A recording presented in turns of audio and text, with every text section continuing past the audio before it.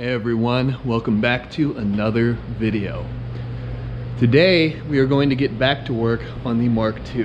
And what we're going to do with it is drop the subframe out of it, the front subframe rather, probably pull the power steering stuff out and get the engine bay ready to begin sanding, and more than likely begin sanding and begin some of the actual surface prep for the paint that will be going on it. So I've never pulled the subframe out of one of these cars before, but in just briefly looking at it, it looks similar to the Mark IV, where you have these two fasteners that hold the subframe up from the bottom, maybe a few other bolts and fasteners and what have you underneath, obviously disconnecting the steering shaft from the rack and everything else, or from the steering column, and then dropping everything out of the bottom. So it doesn't look like it'll be all that bad. And once this is out of the way, I'll actually be able to stand in the engine bay and make a little bit easier work of all of this sanding and all of this prep work. So without further ado, I guess let's go ahead and start disassembling this and see what all it takes and see how far we get.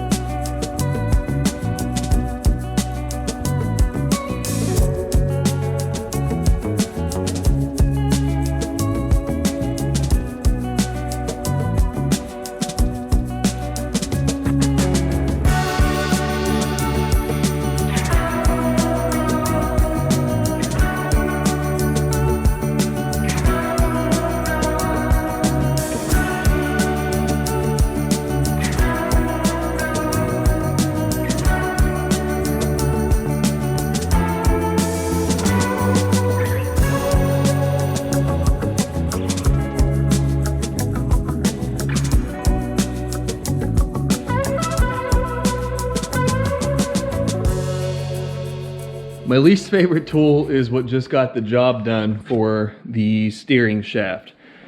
And that is the air hammer. I absolutely despise these things just because of the noise that they make. But it got the job done, so I can't hate on it too much.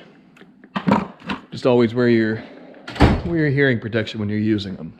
So at this point in time, I think that we are just about ready to drop the subframe out of this thing. I have everything disconnected. Obviously, I pulled the power steering pump out. I pulled the larger of the two AC lines here out. I can't quite get the smaller AC line, this actual aluminum one, out. It seems to be corrosion has bound the nut to the actual line itself, so I'll just leave that one go for now until I decide if I'm going to replace it or what have you later on. But I think at this point should be good to start dropping this thing actually out of here. So I need to loosen off the 6 nuts that hold the struts to the towers, and then the fasteners that hold the subframe to the actual frame rails.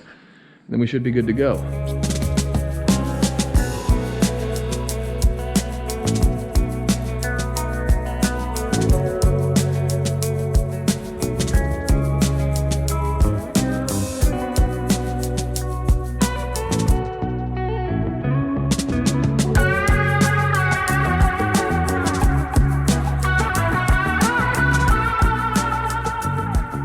Subframe is out, and all in all, not too bad to pull it out of there. So this was actually easier than the Mark IV. The suspension is a lot easier on this thing than it is on that thing to contend with, as I believe this is a McPherson strut, where it's just connected down at the lower ball joint, as opposed to a Mark IV that I'm not extremely well versed on my suspension stuff, but you have a lower control arm, and then you have this wishbone deal up here. So trying to fish everything through on this car ends up being a little bit more difficult than this older style right here. But all that being said, the subframe is out, and now I can go through and disassemble it in preparation to go get the parts powder coated and prettied up and everything. So real happy with now that this thing is out of here, and I can shove the cart and everything back towards the rear and work on disassembling that at my leisure. And now we have a pretty clear shot, pretty clear path to work on the frame rails to actually stand in the engine bay itself and start sanding and getting everything prepped. So I'm going to take a break for a few minutes and then probably lower the car down, survey what exactly is going on here, what needs to be done, and start getting a game plan of how I want to attack the sanding in the engine bay prep.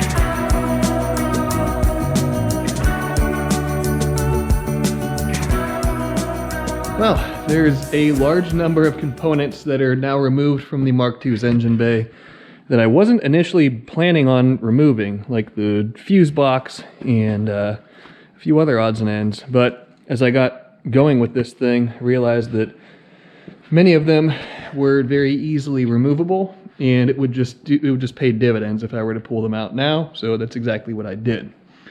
So we are as naked as we need to be in the engine bay right now, minus some little like plastic clamps and things along those lines that I'll pull out as I'm going through and sanding this. But now we're at the point in time when the sanding can actually begin. So I went ahead and I sprayed another coat of simple green all over the engine bay, and I'll let that sit and work its magic overnight.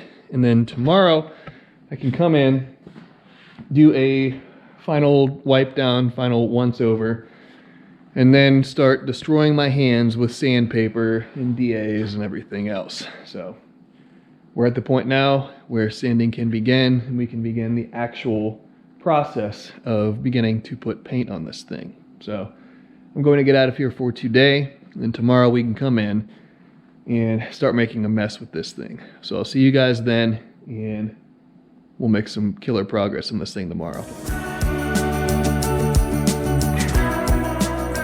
Now that the Mark II's engine bay is cleared out, is as cleaned as I'm going to get it, it's now time to start sanding and actually cleaning it up in preparation for primer.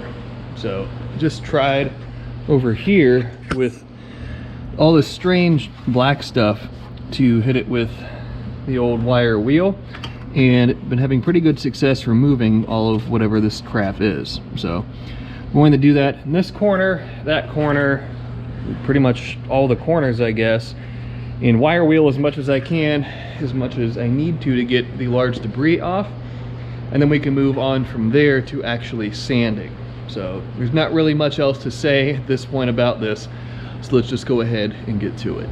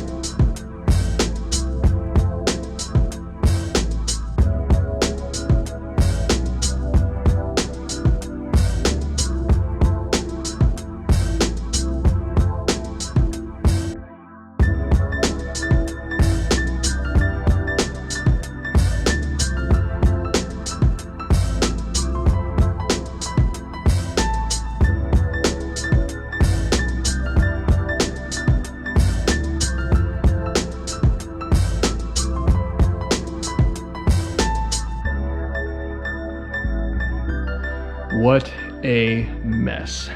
And this was a very dirty job. Not sure if my face is still covered in any of this, any fragments of the old stuff that I was stripping off or not, but the most important thing is the condition of the Mark II's engine bay currently. So it still needs quite a bit of cleanup to be done, but we have the bulk of that old seam sealer or whatever that's been scrubbed off.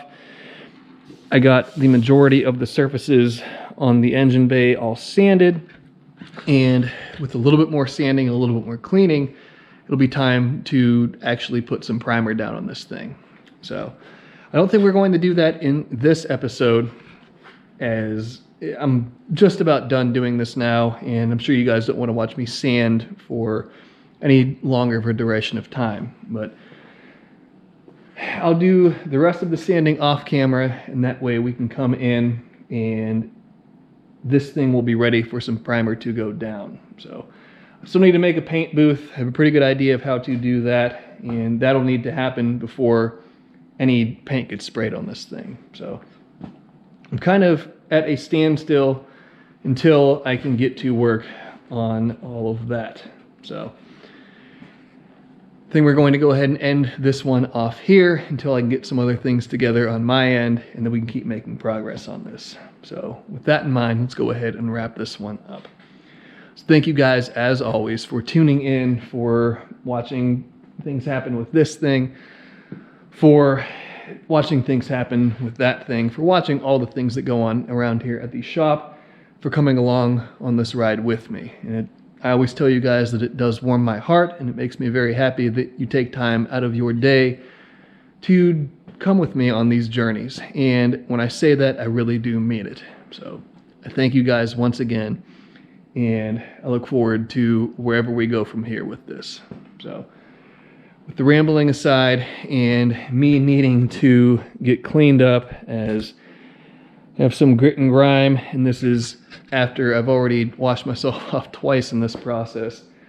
Need to go wash off a third time, get out of here for the day, rest, recuperate, and get started on tomorrow. So as always, be sure to subscribe, leave a like, leave a comment, and I'll see you guys in the next episode.